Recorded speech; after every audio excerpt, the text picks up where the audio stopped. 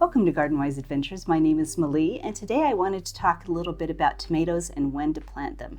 Now, I live in Utah, zone 6/7, and it's near the middle of May and actually past our last frost date.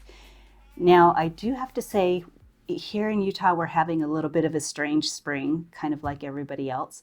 And we actually got into the 30s last night. I have some temperature gauges outside, and it was 38 degrees. Luckily, I haven't planted my tomatoes. Now, I haven't planted my tomatoes because, not because of the weather, but because I am a little bit behind on everything. And I feel like I've been a little bit lucky with that. So let's look at the temperatures. Let's look at my tomatoes, see what they look like right now indoors, and talk a little bit about what you can do if you're going to have weird spring weather and how you will know whether or not the temperatures are too cold for your tomatoes and peppers. So this is what my tomatoes look like right now. They are a little bit stressed. I'm having a difficult time watering them appropriately because the containers that they're in are way too small for them. They should have been planted about 2 weeks ago. The weather's been bad. I haven't had a lot of time. We've got some tomatillos that are also in containers that are too small for them.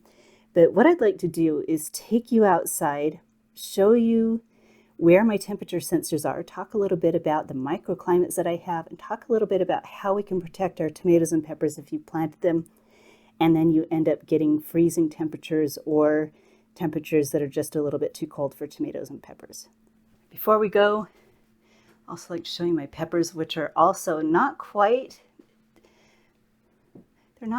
as big as my tomatoes. These are just about perfect right now for planting. I've got a few more over here. And then we've also got some sweet potatoes and stevia that are all in the same boat. It needs to be warm temperatures to plant them outside, and it's not quite warm enough yet. Let's go show you my temperature gauge and show you what I mean. Now, I'm the kind of person who likes information and data. So I got this Uni temperature gauge that has 3 outdoor sensors and an indoor sensor. So you can see the temperatures that it is inside, and I'm going to show you where each of these sensors are located because it's been incredibly interesting watching the temperatures in different areas of my property. Now this is, of course, zone 1, zone 2, zone 3. Remember those because we're going to go out and look which is zone 1, which is zone 2, and which is zone 3. And let's show you the highs and the lows that we've had in the last week.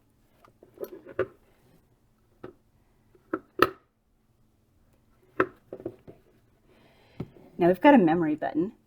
And the first one that we're going to push is going to show you the highs that we've had. So this is the highs that we've had in the last week. And there's the lows. Last night we got down to 35 degrees. That's last night's temperature. But let's see here. Notice that the high is in the same place as the low. And there's some different, there's some huge temperature variations. Let's see if we can get it back there. Some huge temperature variations. I think it's really interesting to see. So let's go show you where these temperature gauges are, and then we'll talk a little bit about how you can protect your tomatoes and peppers. So all of my temperature gauges are in my backyard. I'm up on my deck. You can kind of see how we have a huge slope in my backyard. We're also up against the mountains.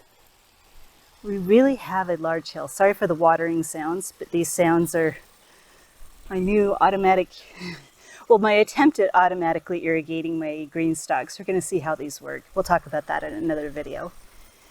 But we've got temperature gauges, different areas of my property. So right now we're walking to the top of my hill up here under my cherry tree. And I wanted to show you that I actually attached one of those temperature sensors to my cherry tree.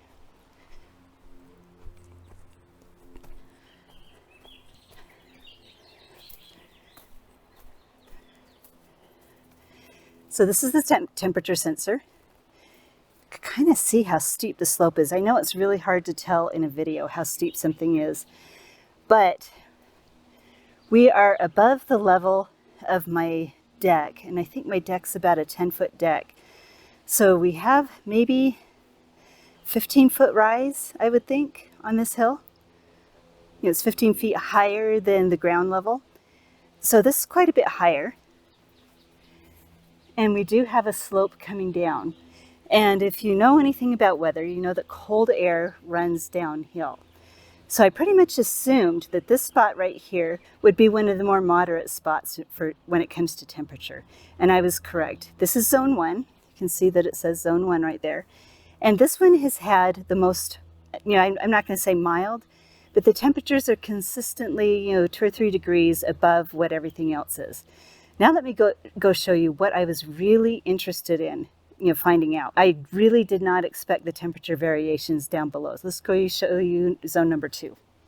Now, as we're heading down, let's show you the microclimates here on my hill. This is where my garden beds were put because this is basically the spot that I had to put them when I first moved in.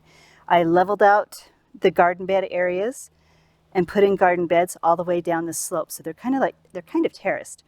So they are a little less buried on the top side. And then on the downhill side, they're buried a lot less, so they're higher up. So I've made these level. This one gets shade from my nectarine and peach trees. So I actually can put plants that are a little less cold tolerant, not much, just a few degrees less cold tolerant up here. Another way to increase the temperatures in this bed is to add one of my covers. This is west facing, south is this way. So if I put one of these covers over this bed, I can actually grow year-round in Utah Zone 6/7. We've hit 0 degrees and been able to grow things under these covers because we've got that west-facing sun, and it works really well. But as we progress down, as we said, cold air sinks. I've got to be very careful what I put down here at the bottom. We still do get a little bit of shade.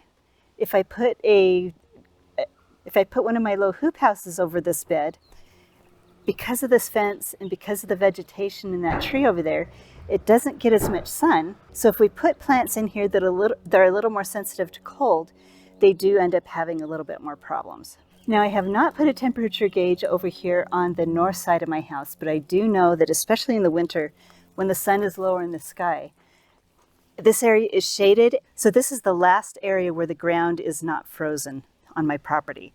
So I've got to put really cold tolerant and shade tolerant plants here. Now let's show you where zone number 2 is. Zone number 2 is under my unstained deck that needs to be stained. And it's right here. I put it out of direct sunlight so that the sunlight is not affecting the temperatures. And it's been really interesting because this area down here, which I thought would be colder because it's one of the lowest spots on my property, is just mid-range between zones number 1 and 3. Now it does stay cooler down here, stays more humid, and obviously it doesn't get as hot because it's here in the shade. But it's just been really interesting to watch the differences between this zone, which is under a deck on the lowest part of my property, and zone number 3. Let's go show you zone number 3. Now this area here is the south side of my house. We're between 2 homes. That's the west that way. So it gets a huge amount of sun over here. So I knew that this area would be the hottest, and it's been the hottest by far. When the other temperature gauges read 75 degrees, this one right here up against my house has been 111 degrees. I think the hottest has gotten this spring, and we haven't gotten over the 70s, has been 111. Now the most interesting thing is I would think up against the house, on the south side of the house, in a protected little alleyway here, it would stay the warmest. But you saw on zone 3 right here has always been the coldest.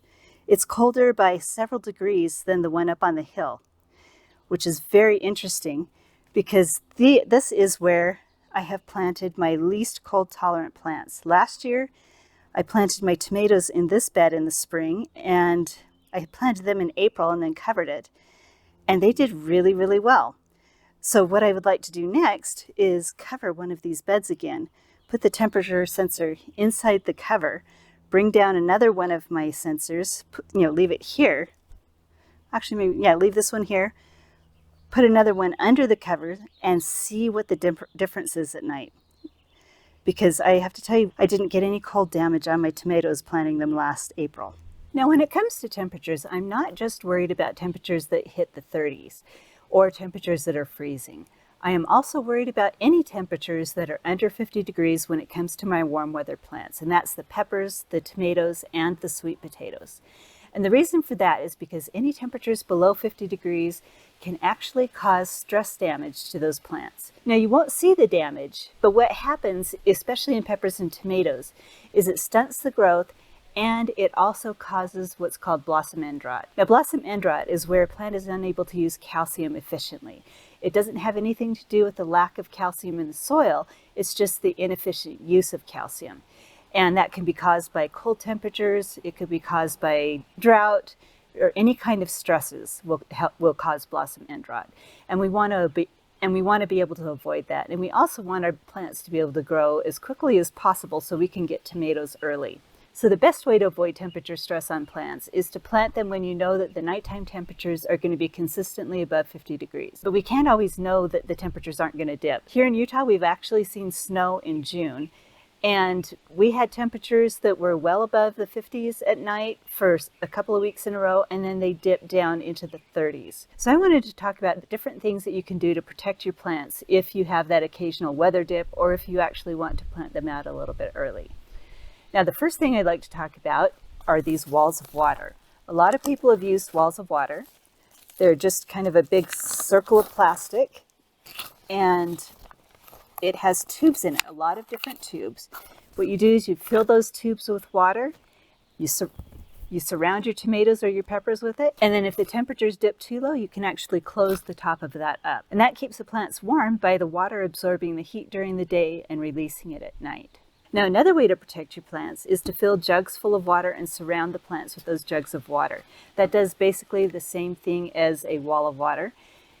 If you need to cover them, you can cover them with plastic, you could cover them with frost cloth or whatever you'd like to do, and the jugs of water will absorb the heat during the day and release it at night. And that's another way to protect your plants. Now, one of my favorite ways to protect plants is my low hoop houses. I put greenhouse plastic over the top of those, and that raises the temperatures at night several degrees. If I need another layer of protection, what I'll do is I'll use this frost cloth. Now, it's agriculture cloth, frost cloth, agribon is another name that I've heard, but it's kind of a thinner fabric. You can see through it, and it doesn't protect as much as greenhouse plastic, but it will raise the temperatures around the plants that it's covering a couple of degrees. I've double layered it, triple layered it. I put it over the plants that are in my low hoop houses. I've actually even put the jugs of water under the frost cloth in my hoop houses, and that has added a lot of layers of protection. Doing that has made it so that I can grow vegetables all year long. Now, it's the cool weather vegetables that I grow in the winter. I don't grow the summer vegetables if I know the temperatures are going to be in the 30s at night, because no matter what I do, I'm not going to be able to hit that consistent 50-degree temperatures if the temperatures outside are getting into the 30s. So these are several different ways that you can protect your plants, and I'd love to hear if you've planted your plants out already, if you're getting unexpected cold weather at night, and what you're doing to protect your plants if you are. So hopefully this video has been helpful to you. If it has been helpful, I hope you like, subscribe, share it with your friends, and go have a wonderful gardening adventure.